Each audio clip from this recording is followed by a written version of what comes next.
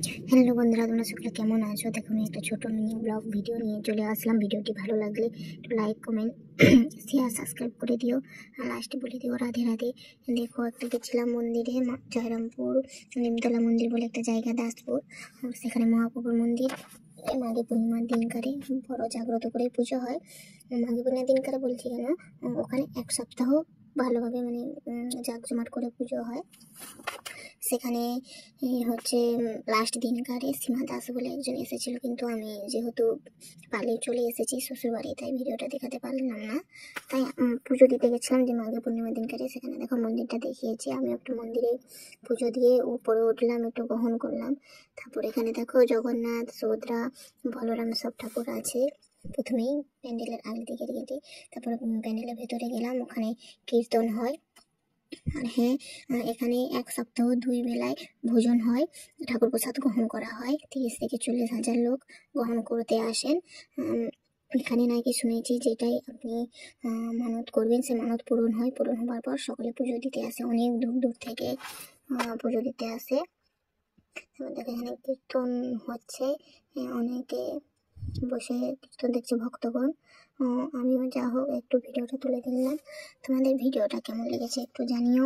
আর অনেক কিছু ঠাকুর আছে প্যান্ডেলের ভিতরে, গৌর নিতাই, রাধাকৃষ্ণ, সীতা রাম, সীতা বলরাম, সব ঠাকুরই আছে এখানে প্রায়। আর ওখানে দেখো অনেক রকমের ঠাকুর স্টেজের মধ্যে রাখা আছে। সেখানে ঠাকুরটা ঘুরছে, কি সুন্দর, কত সুন্দর লাগছে। সবাই জোড়হাত করে বলো রাধে রাধে। ভিডিওটি যদি ভালো লেগে থাকে প্লিজ একটু সাবস্ক্রাইব করে দিও। আমি প্রথম মিনি ব্লগ করছি, তাই কেমন হয়েছে বলতে পারবো না। যদি ভালো লেগে থাকে প্লিজ সকলে একটু সাপোর্ট করো। তারপরে চারপাশটা একটু দেখালাম তোমাদেরকে। সকলে হাত তুলে কি সুন্দর নাচে। সত্যি ভগবানের নাম শুনলেই না মনের মধ্যে কিরকম একটা অনুভূতি, আলাদা অনুভূতি চলে আসে, যেন মনে হয় ওখানেই দিন রাত থেকে যায়। আর এখানে 7 দিন যে অনুষ্ঠান হয়, সব অনেক ভক্তগণ আসে সব এখানে। রবিবার লাস্ট দিন হয়েছিল, সীমা দাস এসেছিল।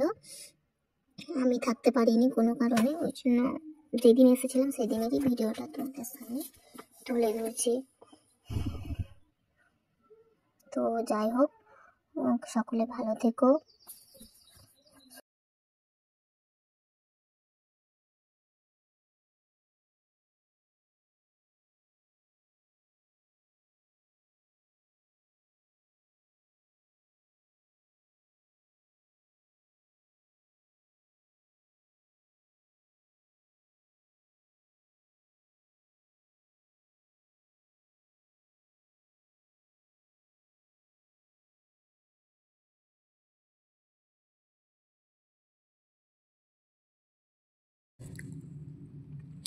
তারপর এখানে বাইরে বিকেল 3টের পর থেকে হরিলুট হয়। অনেক হাজার হাজার মানুষ আসেন, মানত যারা করেন তারা এখানে হরিলুট দিয়ে যায়।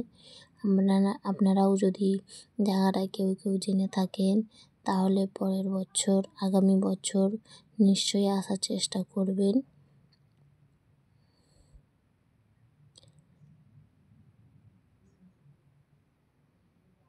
কত সুন্দর দৃশ্যটা দেখুন। যখন বাইরের গেট দিয়ে বেরোলাম, দেখুন মন্দিরের দূর থেকে দেখুন মন্দিরটা কত বড়।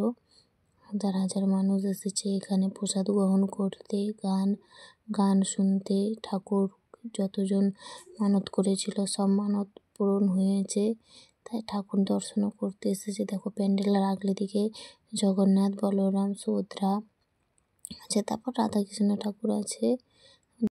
তো যাই হোক, ভালো থাকবেন, বাই বাই।